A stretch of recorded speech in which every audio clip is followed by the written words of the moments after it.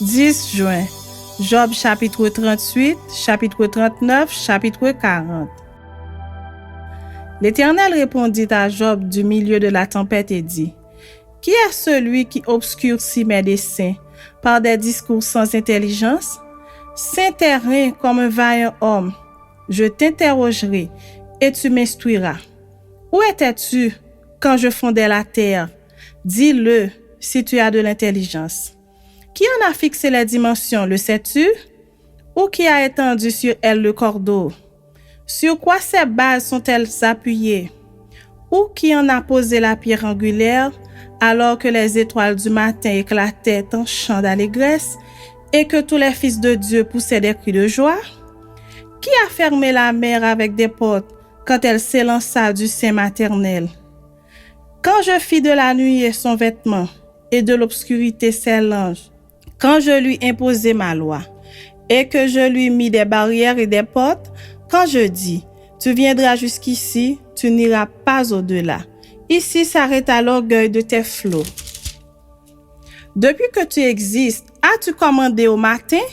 As-tu montré sa place à l'aurore pour qu'elle saisisse les extrémités de la terre et que les méchants en soient secoués, pour que la terre se transforme comme l'argile qui reçoit une empreinte et qu'elle soit parée comme d'un vêtement, pour que les méchants soient privés de leur lumière et que le bras qui se lève soit brisé? As-tu pénétré jusqu'aux sources de la mer? T'es-tu promené dans les profondeurs de l'abîme? Les portes de la mort t'ont-elles été ouvertes? As-tu vu les portes de l'ombre de la mort? As-tu embrassé du regard l'étendue de la terre? Parle, si tu sais toutes ces choses. Où est le chemin qui conduit au séjour de la lumière? Et les ténèbres, où ont-elles leur demeure? Peux-tu les saisir à leurs limites et connaître les sentiers de leur habitation? Tu le sais, car alors tu étais né et le nombre de tes jours est grand. Es-tu parvenu jusqu'au amas de neige? As-tu vu les dépôts de grêle que je tiens en réserve pour les temps de détresse, pour les jours de guerre et de bataille? Par quel chemin la lumière se divise-t-elle et le vent d'Orient se répand-il sur la terre? Qui a ouvert un passage à la pluie et tracé la route de l'éclair et du tonnerre, pour que la pluie tombe sur une terre sans habitants, sur un désert où il n'y a point d'homme, pour qu'elle abreuve les lieux solitaires et arides, et qu'elle fasse germer et sortir l'herbe? La pluie a-t-elle un père? Qui fait naître les gouttes de la rosée? Du sein de qui sort la glace et qui enfante le frimas du ciel, pour que les eaux se cachent comme une pierre et que la surface de l'abîme soit enchaînée? Noues-tu les liens des Pléiades ou détaches-tu les cordes de l'Orion? Fais-tu paraître en leur temps les signes du zodiaque et conduis-tu la grande ours à ses petits? Connais-tu les lois du ciel? Règles-tu son pouvoir sur la terre? Élèves-tu la voix jusqu'aux nuées pour appeler à toi des torrents d'eau? Lances-tu les éclairs? Partent-ils? Te disent-ils, nous voici? Qui a mis la sagesse dans le cœur? Ou qui a donné l'intelligence à l'esprit? Qui peut avec sagesse compter les nuages et verser les outres des cieux, pour que la poussière se mette à ruisseler et que les mottes de terre se collent ensemble? Chapitre 39.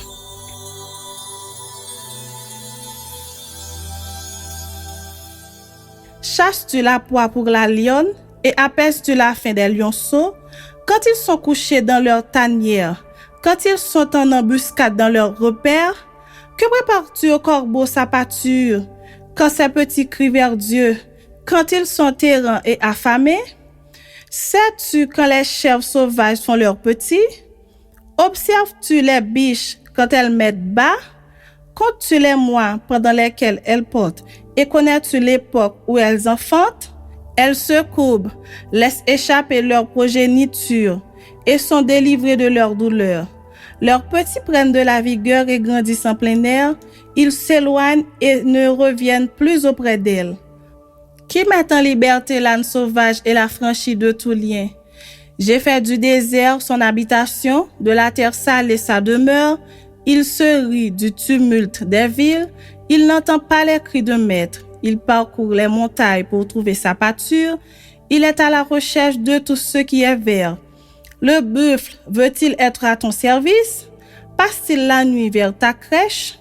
L'attaches-tu par une corde pour qu'il trace un sillon? Va-t-il après toi briser les mottes des vallées? Te reposes-tu sur lui parce que sa force est grande? Lui abandonnes-tu le soin de tes travaux? Te fies-tu à lui pour la rentrée de ta récolte? Est-ce lui qui doit l'amasser dans ton air? L'aile de l'autruche se déploie joyeuse. On dirait l'aile, le plumage de la cigogne. Mais l'autruche abandonne ses œufs à la terre et les fait chauffer sur la poussière. Elle oublie que le pied peut les écraser, qu'une bête des champs peut les fouler. Elle est dure envers ses petits, comme s'ils n'étaient point à elle. Elle ne s'inquiète pas de l'inutilité de son enfantement, car Dieu lui a refusé la sagesse. Il ne lui a pas donné l'intelligence en partage. Quand elle se lève et prend sa course, elle se rit du cheval et de son cavalier. Est-ce toi qui donnes la vigueur au cheval et qui revêt son cou d'une crinière flottante? Le fais-tu bondir comme la sauterelle? Son fier hennissement répand la terreur. Il creuse le sol et se réjouit de sa force. Il s'élance au devant des armes, il se rit de la crainte, il n'a pas peur, il ne recule pas en face de l'épée. Sur lui retentit le carquois, brille la lance et le javelot. Bouillonnant d'ardeur, il dévore la terre, il ne peut se contenir au bruit de la trompette. Quand la trompette sonne, il dit « En avant !» et de loin, il flaire la bataille, la voix tonnante des chefs et les cris de guerre. Est-ce par ton intelligence que l'épervier prend son vol et qu'il étend ses ailes vers le midi? Est-ce par ton ordre que l'aigle s'élève et qu'il place son nid sur les hauteurs?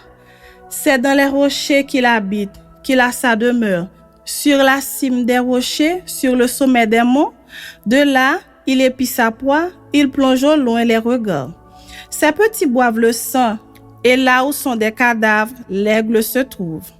L'Éternel, s'adressant à Job, dit « Celui qui dispute contre le Tout-Puissant, est-il convaincu? Celui qui conteste avec Dieu, a-t-il une réplique à faire? » Job répondit à l'Éternel et dit « Voici, je suis trop peu de choses, que te répliquerai-je? Je mets la main sur ma bouche, j'ai parlé une fois, je ne répondrai plus. 2 fois, je n'ajouterai rien. » Chapitre 40.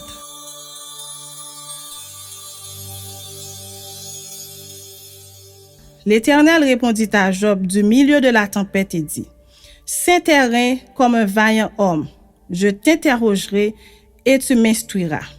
Anéantiras-tu jusqu'à ma justice? Me condamneras-tu pour te donner droit? As-tu un bras comme celui de Dieu, une voix tonnante comme la sienne? Orne-toi de magnificence et de grandeur, revêt-toi de splendeur et de gloire. Répands les flots de ta colère et d'un regard abaisse les hautains. D'un regard humilie les hautains, écrase sur place les méchants, cache-les tous ensemble dans la poussière, enferme leur front dans les ténèbres. Alors je rends hommage à la puissance de ta droite. Voici l'hippopotame à qui j'ai donné la vie comme à toi. Il mange de l'herbe comme le bœuf. Le voici, sa force est dans ses reins et sa vigueur dans les muscles de son ventre. Il plie sa queue aussi ferme qu'un cèdre. Les nerfs de ses cuisses sont entrelacés.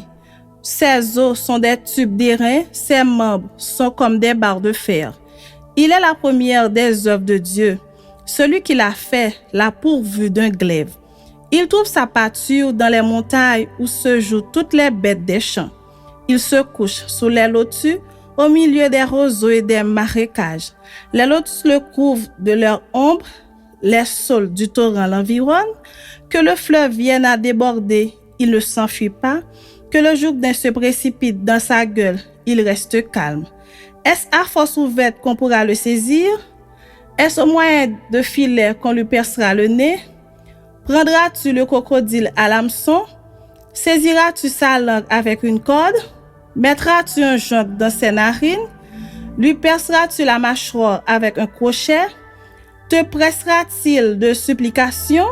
Te parlera-t-il d'une voix douce? Fera-t-il une alliance avec toi pour devenir à toujours ton esclave? Joueras-tu avec lui comme avec un oiseau? L'attacheras-tu pour amuser tes jeunes filles? Les pêcheurs en trafiquent-ils? Le partagent-ils entre les marchands? Couvriras-tu sa peau de dard et sa tête de harpon? Dresse ta main contre lui, et tu ne t'aviseras plus de l'attaquer. Voici, on est trompé dans son attente. À son seul aspect, n'est-on pas terrassé?